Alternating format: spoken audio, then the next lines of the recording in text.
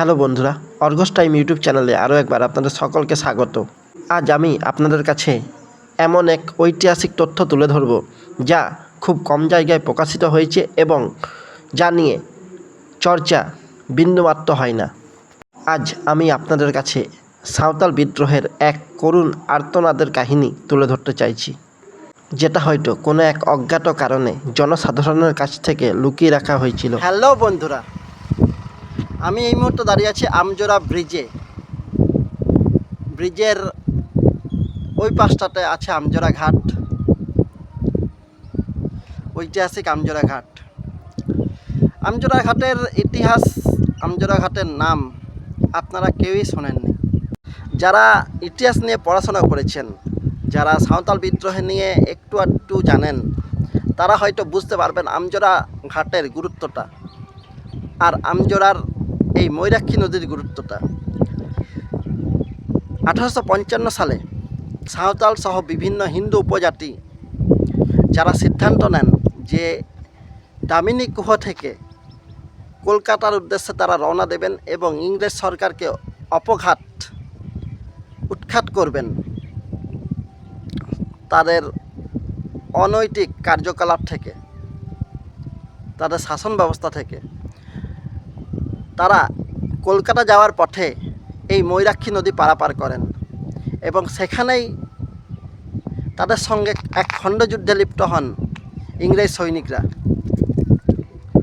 এই ময়ূরাক্ষী নদী পারাপারের সময় খণ্ডযুদ্ধে সাঁওতালদের পেছন থেকে গুলি করা হয়, রক্তে লাল হয়ে যায় এই ময়ূরাক্ষী নদী।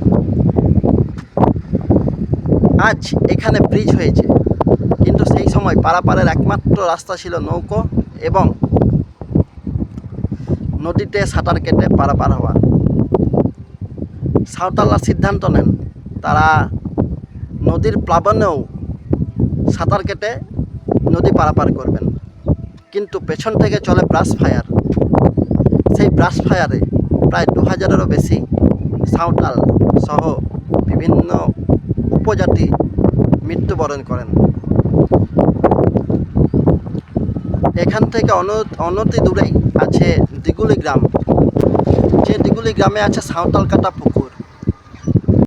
যে সমস্ত সাঁওতালদের মৃতদেহ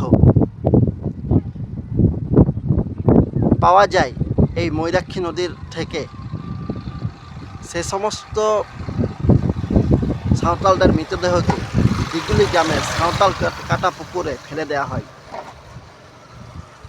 এক সাঁওতাল বিদ্রোহের মর্মান্তিক ঘটনা সাক্ষী হয়ে রয়েছে এই ময়ূরাক্ষী নদী এবং আমজোড়ার ঘাট। ইতিহাসে যার বর্ণনা একদম বিন্দুমাত্র পাওয়া যায় না, আর আমরা যারা জানি তারা জানানোর প্রচেষ্টাও কোনো দিন করিনি। তো বন্ধুরা, ভালো থাকবেন সবাই। আশা করি দেখা হচ্ছে পরবর্তী কোনো ভিডিওতে। ততদিনের জন্য ভালো থাকবেন, সুস্থ থাকবেন এবং দেখতে থাকবেন অর্গস টাইম ইউটিউব চ্যানেল।